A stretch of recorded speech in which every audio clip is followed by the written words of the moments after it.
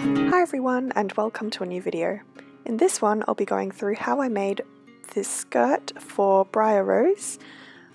Here I'm just showing the fabric that I have to make this skirt out of. I've got this burgundy lining fabric and also this embroidered organza type fabric, both of which were from my dear friend Kiralee Cosplay, also here on YouTube. Do make sure to check out her videos, they're very good. Anyway, onto the video. I am going to start cutting out the pieces to make the skirt. So first things first, I need to lie all of this fabric down onto the ground and get out any creases or wrinkles or folds in the fabric as best as I possibly can. Given how slinky this material is, this was quite challenging, but I get there in the end. So what I'm doing is laying out the fabric on the fold. So I've got this shape here, which is basically a square. If you are wondering, Kiralee did give me 3 meters of this fabric, so that's how much I've got. Now with the piece that's laid out on the floor, I am going to cut out a circle skirt. So I just do this like how I'm showing here, which, you know, doesn't really follow a pattern as such. I sort of just put the tape measure around my waist, find out the diameter, and then it's basic math. There are plenty of tutorials on how to make a circle skirt on YouTube, on Google. Just go search it up and they will give you all of the figures on how to make your own pattern. But, you know, I don't make any patterns, I just cut. As long as the measurements are roughly what I'm after, then that's fine with me. Anyway, at the corner here, I am cutting out the waist measurement. So yeah, this is my waist measurement halved, obviously, because it's on the fold, and that is good. And I just use the tape measure to make sure that it is actually my waist measurement. Now from the waist, I am measuring down, so this is the length of the skirt. I don't remember how long I made the skirt, but I'm just looking at the tape measure on the screen in the video, and it says 30 inches. So that looks like the length that I cut this skirt to. And basically you've just got to make sure that that 30 inches is uniform, and you cut 30 inches across the whole hem. Here you can see that I'm lining up the petticoat just to make sure that the lace of the petticoat will still be peeking through at the bottom of the skirt, because that's the design that I'm going for. So once I'm happy with the length, I go ahead and cut the fabric. And similar to how I did the waist, I just use the tape measure and eyeball it. So I just cut. Yeah, that's just my style. Obviously this isn't going to be very precise, but I don't care. So I'm continuing to cut all along the bottom edge of the skirt until I've got my circle skirt shape pattern.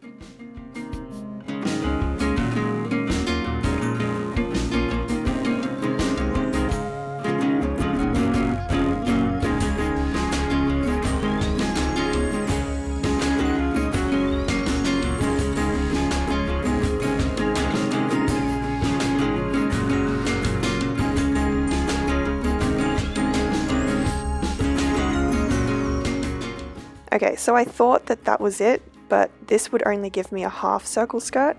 I need to replicate that pattern onto the remaining fabric that I have. So that way I can have 4 quarters cut on the fold which means I have a full circle in the end. So basically place that piece that I just cut onto the other side of the fabric and replicate it. So I'm just copying that, and this should give me, well, because I cut it on the fold, I will have 2 skirt pieces, and I just need to sew them together. Hopefully that makes sense. So there's a quarter of a circle, and when I lay it all out, it will be a full circle. I'll get to that later, but moving on to the organza embroidered fabric, I need to do the exact same thing of cutting out the circle skirt pattern on this fabric. The difficulty with this fabric is that the pattern is vertical and then has this embroidered detailed edge. Now, and then that top part is like just plain. It doesn't have anything. And I was just really confused as to how I was going to use this fabric in a circle skirt. Anyway, what I'm trying to demonstrate with my fingers here is what I was thinking in terms of where I was going to cut the fabric. I was thinking perhaps I could use like that part there with some of the plain organza and then some of the embroidered section, and cut half a circle out of that. But I wasn't sure. I was still just thinking at this stage. Anyway, in the end, I decided to do this. So fold the organza fabric in half. Again. Or not. No, I did not. Okay, there we go. So this is what I'm doing. This is my process. Look, I don't know what I'm doing. I'm just thinking a lot. I think the process, like the sewing process itself, is less time than the time that I spend thinking. And then I even went and did a sketch because I was so confused. I didn't know what to do. So now I'm thinking of using just a little bit of the really heavily embroidered section for the front of the skirt, and then the less embroidered section for the back of the skirt. My finger movements here probably don't mean anything to you, but just look at what I'm doing, and I'm hoping it will make sense in the end. So here I'm cutting out the front skirt panel. So you can see that I'm cutting a bit where the really heavy embroidery is, and that's going to be on the center front of the skirt, so it's going to look nice like that. And then instead of cutting out the panels separately, I just flipped it over and cut out the back and continued it so I wouldn't have to sew any side seams for the organza layer. Then I just cut out the waist line measurement part, and this is what I've got. So the organza fabric is just one full circle. I don't need to worry about any side seams, whereas the lining fabric, so the fabric here, I did need to sew those side seams. I ended up sewing these with French seams, I think. One, because it looks nicer, but two, also to just help manage the fraying of the edges. So what I had just done there is sewn one of the side seams, and now I'm trimming off the excess seam allowance. So let me just quickly do that. Snip, snip, snip. And once that seam allowance has been trimmed off, I am flipping over the fabric, and I'm going to sew another seam to encase that raw edge. So this is also something that you can Google or find out how to do on YouTube, but this is what a French seam is, where you flip the fabric over once sewing the initial seam and then sewing another seam to encase that raw edge, and this will actually become the inside of the fabric, although in this case it becomes the outside-ish.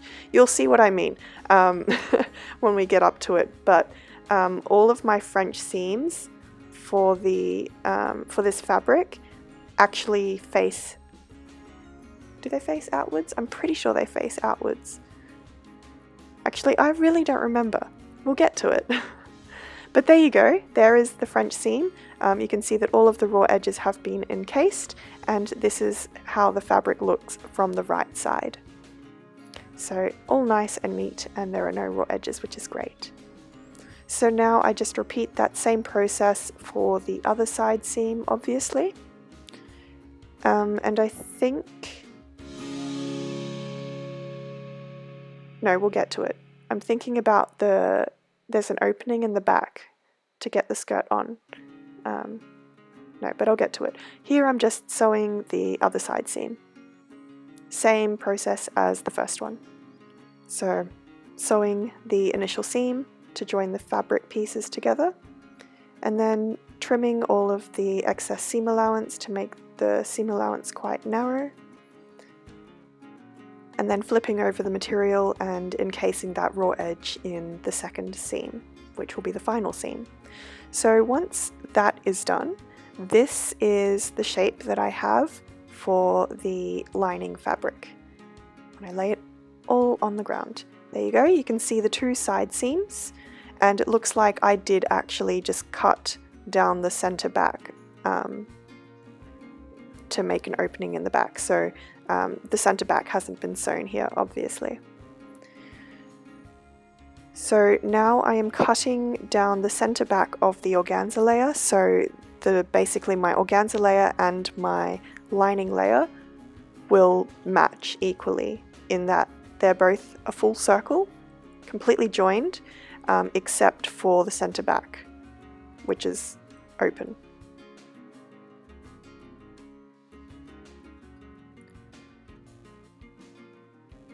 So here's what we've got. We've got the lining layer and then the organza layer, which will go over the top. Let me just straighten out that lining layer. So there you go, you can see it's all nice and flat now, and now it's just time to add the organza layer over the top. So, okay, so it looks like the French seams, they're hidden underneath, so it looks like I've just got the flat surface of those side seams facing outwards, so disregard what I said before about stuff. Now I'm just placing the organza fabric over the top and aligning it with the lining layer as best as I possibly can. There we go. It's a little bit bigger, the organza layer that is, which is fine. And there I was just demonstrating that I don't know what I was demonstrating with my hands. But anyway, I'm going to pin together the organza and lining layers, and I'm pinning all around the edge, so along the perimeter of the circle. I just realized I did make a mistake, and I left it in here because I wanted you guys to see what it is that I did and then ended up having to undo. So basically what I'm doing here right now is something that I had to undo, and now I'll explain why. So it wasn't until after I had pinned across the whole circle that I realized I wanted to flip I wanted to flip the lining fabric so the French seams were facing upwards. So you can see that I've flipped the lining layer so the French seams are facing outwards. Now, I remember now why I did this. So I did this because I wanted to, once I've sewn the organza and lining layers together, I wanted to flip them so they've got, I wanted to flip them, and then that way the hem of the circle skirt would be already done. I hope that makes sense, but that's exactly why I'm pinning all around the edges of the hem. So now I'm going to my sewing machine and I'm sewing across that whole hem. And this is, I don't think it's a usual sewing technique to do this flippy business of sewing and then flipping it.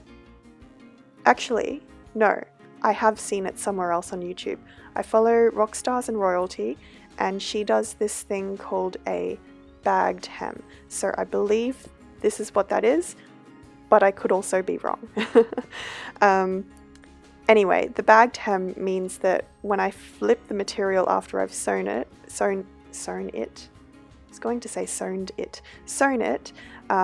the French seams would, the way that I've decided to change it to with the French seams facing upwards and facing the organza, once it's flipped, the French seams will be not facing the organza. I hope that makes sense. And then the French seams would actually be on the inside of the skirt. Anyway, you will see how it all works in the end if you continue watching. So now I'm going ahead and I'm trimming all of the excess seam allowance along the bottom edge of the skirt.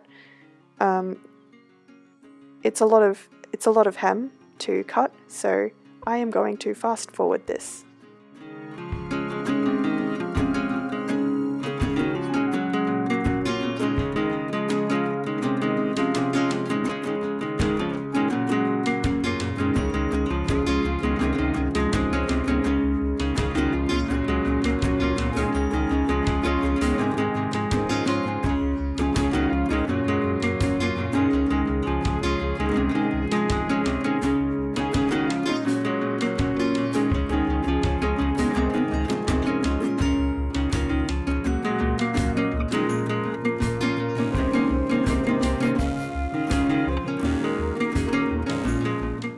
Okay, so the hem has finally been trimmed, quite close to the seam allowance to the seam, but obviously not cutting through the seam, otherwise that defeats the whole purpose of sewing the seam in the first place. So now my organza and lining layers have been attached, and they've only been attached at the center back and also all along the hem. So now I can do this flipping it outside in business. So that's what I'm doing here. Actually, let me speed this up too. Great, so now everything has been flipped right side out, and this means that the French seams are now actually facing away from the organza, which is what I wanted, and hence why I had to take out all of my pins and flip the lining layer and then repin everything, because I didn't think of that earlier.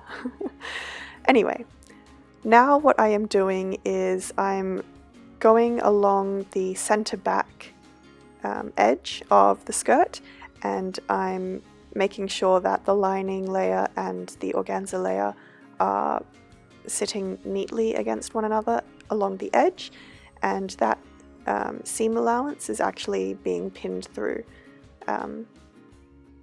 to keep that in place. So I'm pinning all along the center back edge, and same with the other side, because center back has two edges,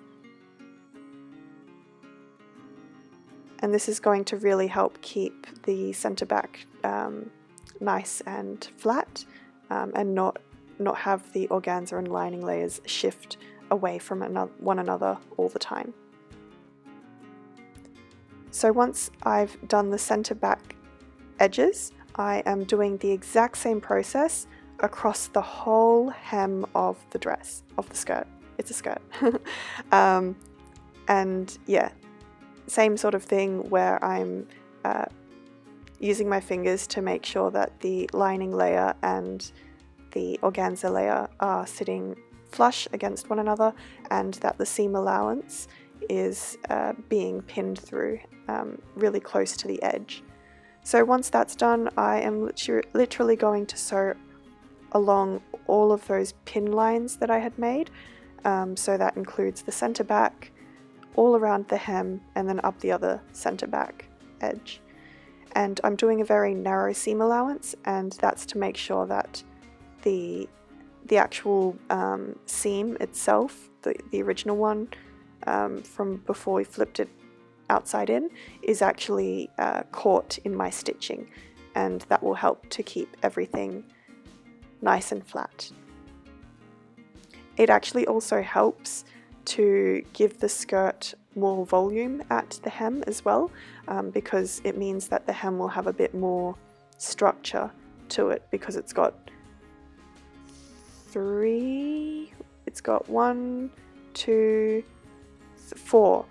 four layers of fabric in there. It's got the organza, the lining layer, and then obviously the seam allowance of the organza and lining layers in between as well. So altogether that's technically 4 layers of fabric sandwiched along the hem, and plus the addition of the stitching makes it really stand up, like it just makes it have a bit more support rather than a floppy hem. So here you can see that all of the edges, apart from the waistline area, have been sewn. They've basically all been top stitched, I would say, and you can see that it's got a very nice finish, and I don't have to worry about, sorry, I'm trying to focus the camera, but it's really difficult to do at nighttime. It's got a really nice finish, and it means that I don't have to use like hemming tape or do a rolled hem or mess about with any of that, which would be super difficult to do. Anyway, now I need to figure out how much I want to gather this skirt at the waist, or if I think I was thinking about whether or not to gather it or to pleat it or whatever it was that I wanted to do. I actually purposefully cut the waist measurement marking to be larger than my actual waist, because I knew that I wanted to have some sort of gathering or pleating at the waist of the skirt. I think I forgot to mention that before at the beginning of the video. Well, anyway, now you know. So, back to the floor.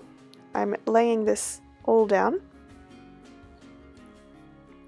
and as you can see, only the waist measurement area is still detached. The lining layers and the organza layers haven't been sewn together. Oh, here's another close-up of the top stitching all around the hem. I think this is a little bit better, a better view than what I was showing before. Oh, and here you can see the side seam. The French seam is actually on the inside of the skirt, so that was the whole thing that I was trying to explain before, and I think this demonstrates my thinking. Anyway, moving on. So the next step was to pin all around the waist of the skirt. I'm pretty sure I sped this clip up. Yes, I did.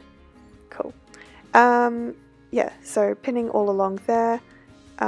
There were a few instances where the organza layer was actually a bit bigger than the lining layer underneath, which is fine. It's all right to have, a few pleats or gathers here or there. Doesn't really matter. And then what I did was use my tape measure to just make sure that everything was quite uniform around the top edge. And then I went in and hand basted all around the top edge. I did this really quickly. It's nothing too fancy or special. It's just to hold the organza and lining layers together while I figure out the pleating business or later on.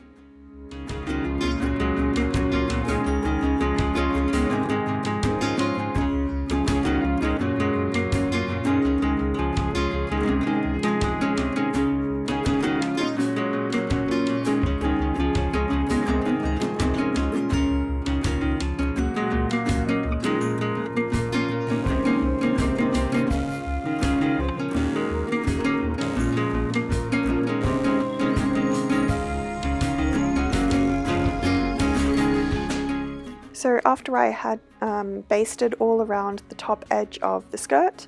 I then folded the skirt right sides together, and I'm treating the organza and lining layers as one now, since they are basically one component now, and I'm lining up the center back edges. So the center back edges have already been hemmed, if you will. There are no raw edges there, so that is great, and all I really need to do here is just sew up the back. So I'm just putting in a couple of pins because the fabric likes to slide, but I think a couple of pins is fine, and then the rest should be good to go under the machine. So bringing that over to the machine, I am sewing down the center back of the skirt, and I'm leaving the top edge of the center back seam open, so that enables the skirt to be put on and off. Taken on and off? I never know the words. Put on and off or taken on and off. It allows you to put the skirt on and take the skirt off. There we go. And I'm sewing this with quite a generous seam allowance, just because, I guess.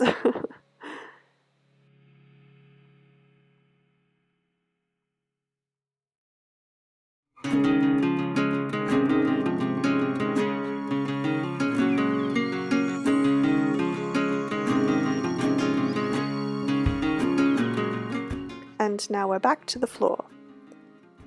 And I've got some scissors in hand. I'm sorry, I'm watching these clips and I'm not sure what I'm doing either, so...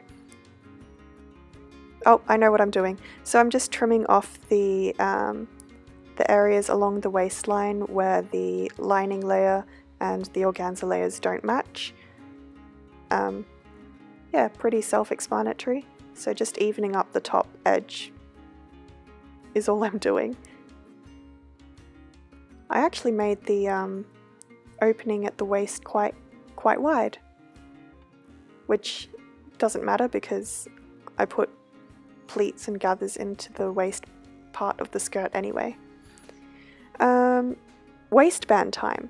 So for the waistband, I am just cutting out a long rectangular strip that is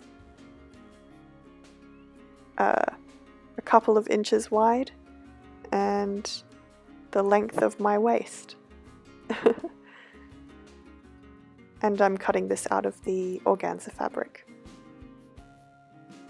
Okay, back to the waist of the skirt. So the basting stitching along the waistline actually comes really handy here, because when you're pleating or gathering fabric, you don't want the different layers to be shifting a lot. So yeah, the basting stitching really helps. So now I am just deciding where I want to put my massive pleats. There's no real technique or anything. I'm just seeing what perhaps would look good from the front.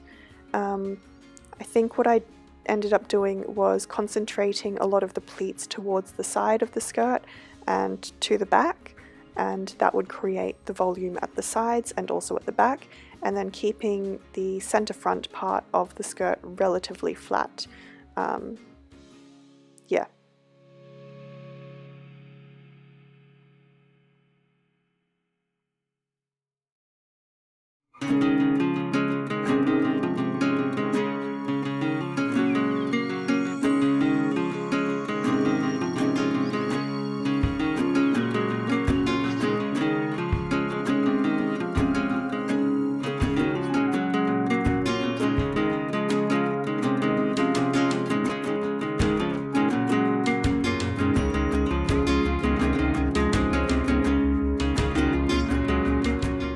So once I was generally happy with the placement of my pleats, I went ahead and started attaching the waistband which I cut out of the organza earlier.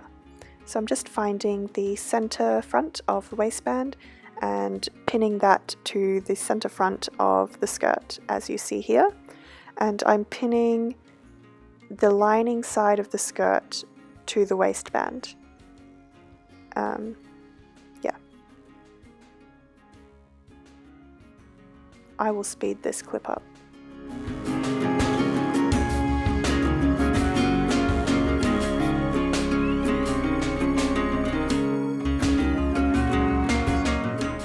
So I guess I wasn't happy with my pleats and I ended up taking them out, and now what I'm doing is the pleating towards the center back of the skirt. So yeah, I did quite a fair few pleats towards the back of the skirt, and I'm just pleating the waist down until it fits the waistband measurement, which is my actual waist measurement, so I can put the skirt on and it won't just fall down.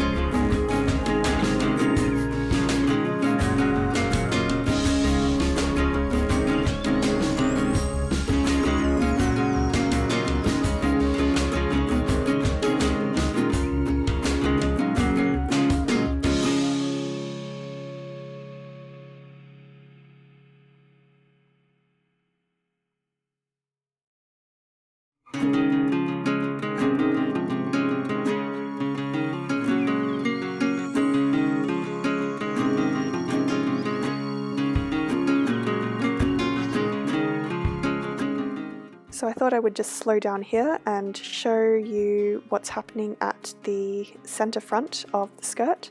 So at the center front, I'm keeping it relatively flat and I'm just starting like a couple pleats, maybe at like what I would call the side front of the skirt, and those pleats are going to like be in the direction going towards the back of the skirt, and then as you go towards the back of the skirt, there are just a lot more pleats in general. So I'm doing the same for the other side, and I tried to keep things relatively symmetrical. Funnily enough, the dress design that I was recreating or doing my own version of in a way actually has an asymmetrical skirt design. I didn't really want to do that.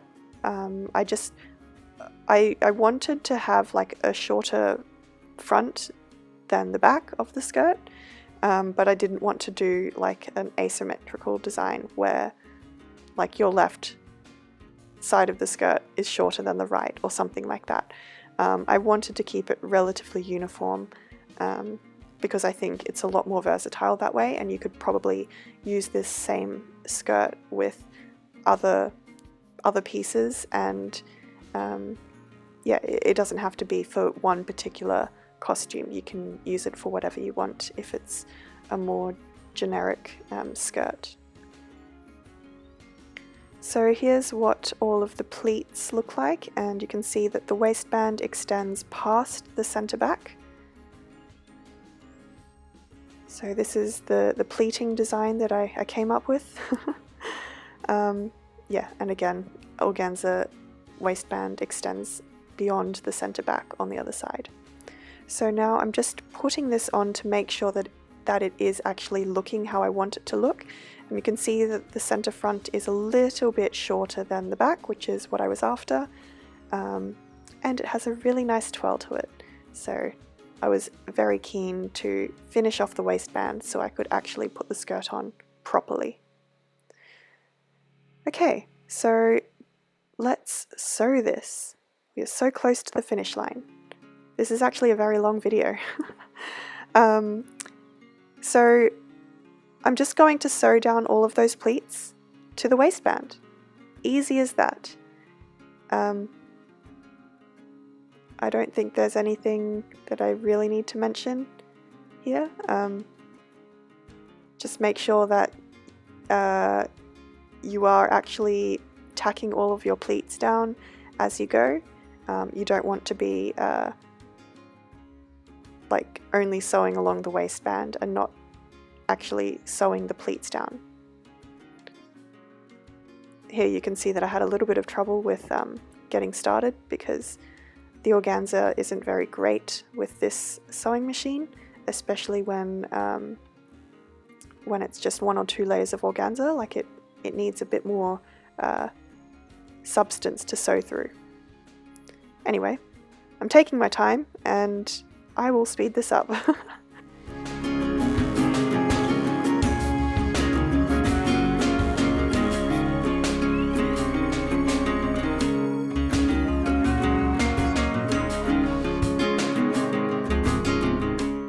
So now the waistband has been sewn to the skirt, and all of the pleats are now sewn down as well. So no more pins in there. You can see the waistband here. Yeah. Okay, let's quickly move on because this video is becoming really long. Next up, I'm trimming down the seam allowance quite close to the stitching, but not too close, just enough.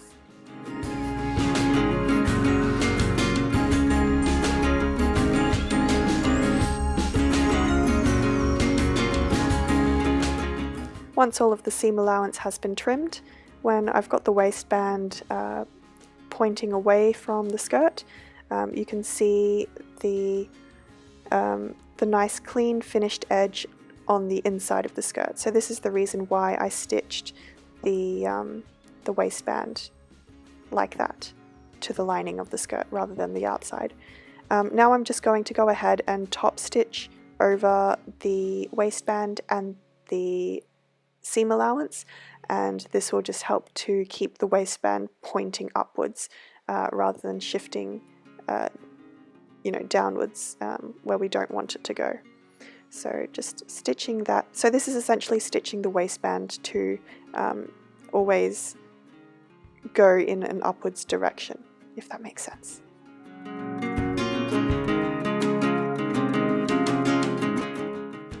So once the waistband has been sewn to the seam allowance, the next thing to do is fold the waistband raw edge over. I'm folding that like so, and then folding it once again, and I'm going to meet the seam of the actual along the waistline, and then I'm going to top stitch that down in place. Oh, I guess I'm folding it once again. Well, whatever works, as long as the raw edges are gone.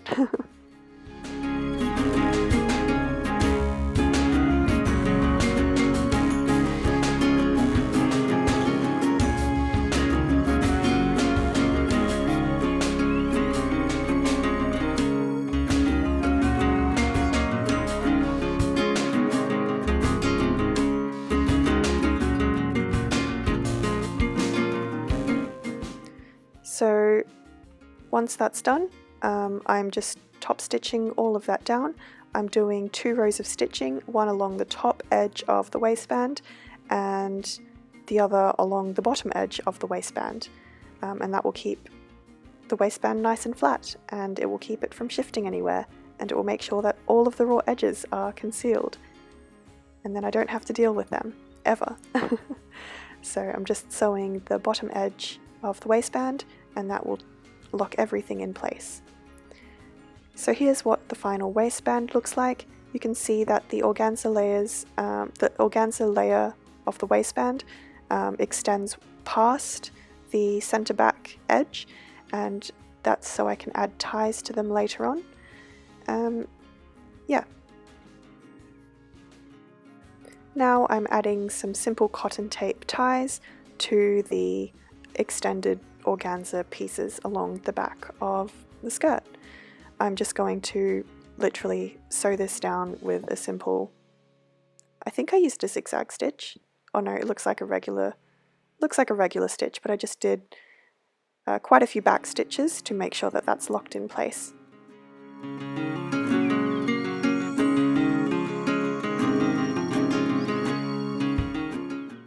And there you go, you can see that I did this X pattern along the cotton tape to make sure that was extra secure to the organza. So that's what that looks like, and that is it. The skirt is finally done. Wow, this is a long video. Congrats if you made it to the end, let me know. So now I can put the skirt on. So there you can see the opening for the center back, you can see the pleating along the back edge, you can see the extended organza waistband with the cotton tape ties. Yeah, I think the skirt turned out really well. This was a bit of a rush of a project, and I am quite pleased with how it turned out. I love the shape of it, I love how it twirls, I love that it's an adjustable waist, so it could fit, you know, many different waist measurements. You don't have to worry about it not fitting, because you can just tie it to the exact waist measurement that you want, as you see here. So I just cross the ties in the back and then bring them around to the front, and I just tie that into a bow. And I was tying this quite tightly because I wanted to see how it would look with, well, I hadn't made the bodice at this point, but the bodice is like quite tight and brings in the waist a bit, so I was just trying to emulate that. And then I just tuck the cotton tape ties under so they're not visible, and that's how it looks. I think it turned out wonderfully. Look at that swoosh. Clearly this is a bit see-through as a skirt, so there is a petticoat that goes underneath that has some lace that peeks out the bottom. Actually, I don't know if I've got a clip of that. Let me find it. Nope, I do have a clip of it. It's coming soon. But here I just wanted to show the longer back compared to the front of the skirt, which is very slight, but I really like it. And here is what the pattern looks like when the skirt is lifted like that. So I think it worked out really well. So happy, as you can tell. I think I was just happy to be twirling. I love twirling. So yes, here is the petticoat. There is already a video up about this petticoat up on my channel, how I temporarily shortened the petticoat and how I added lace to the bottom. I couldn't be bothered taking off the burgundy skirt, so I just put the petticoat on underneath, which, you know, it'd be easier to put the petticoat on first, but whatever. And here is the final bottom half of the Briar Rose costume complete. Yeah. I don't know what else to say other than I like it. It's really fun to swoosh in. Swoosh, swoosh. Swoosh. Yeah, enjoy all of the swooshy twirls. Anyway, I think that's it for this video. Make sure to, what do I always usually say? Make sure to check out my Instagram. I've got plenty of photos of my finished costumes over there. Make sure to check out the other videos in this Briar Rose making of series if you're interested. Sorry that the videos are all very rushed and a bit all over the place. This costume was made in a rush. But that's it. Hope you enjoyed. Leave a comment, give it a like if you liked it. Follow me on Instagram, and that's it. Until next time, stay creative.